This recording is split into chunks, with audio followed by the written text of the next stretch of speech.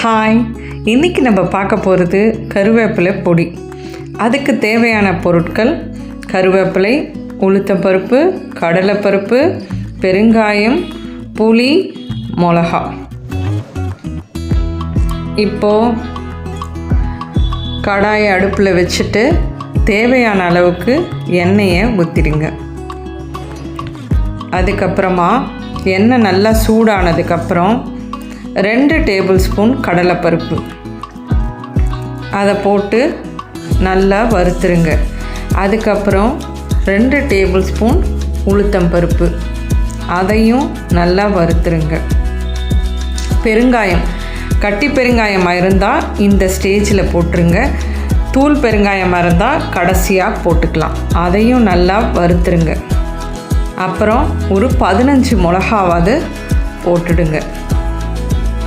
போட்டுட்டு அதையும் நல்லா வறுத்துருங்க.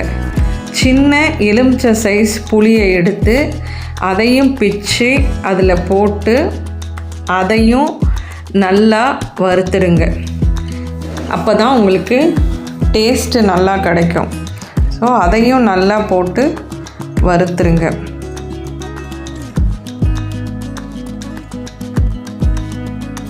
அடுப்பை கூடுமான வரைக்கும் சிம்லேயே வச்சுட்டே பண்ணுங்க, இல்லைன்னா கருகிடும் பருப்பெல்லாம்.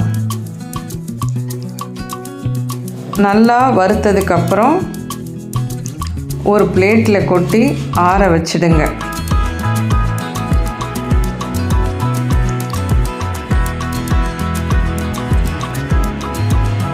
அதுக்கப்புறம் அதே கடாயில் நல்லா 2 கைப்பிடி கருவேப்பிலையை போட்டு நல்லா வறுத்து எடுங்க. சிம்லேயே வச்சு கருவேப்பிலையை வறுத்துருங்க.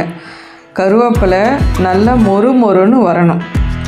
இந்த ஏற்கனவே வச்சதை இப்போ அரைச்சி எடுத்துருங்க ஃபஸ்ட்டு. அது நல்லா அரைஞ்சதுக்கு அப்புறம்தான் உங்களுக்கு கருவேப்பிலையை சேர்க்கணும். அதனால் அது நல்லா அரைச்சிட்டு அதுக்கப்புறம் அது கூட கருவேப்பிலையை சேர்த்துருங்க. சேர்த்துட்டு நல்லா அரைச்சிடுங்க. தூள் பெருங்காயம் போடுறதா இருந்தால் இந்த ஸ்டேஜில் போட்டு இன்னொரு தடவை நல்லா அரைச்சிடுங்க. நமக்கு சுவையான கருவேப்பிலை பொடி ரெடி ஆயிடுச்சு. சுடு சாதத்தில் போட்டு சாப்பிட்றதுக்கு ரொம்ப நல்லாயிருக்கும். இட்லி தோசைக்கும் இது ரொம்ப நல்லாயிருக்கும். ட்ரை பண்ணி பாருங்கள்.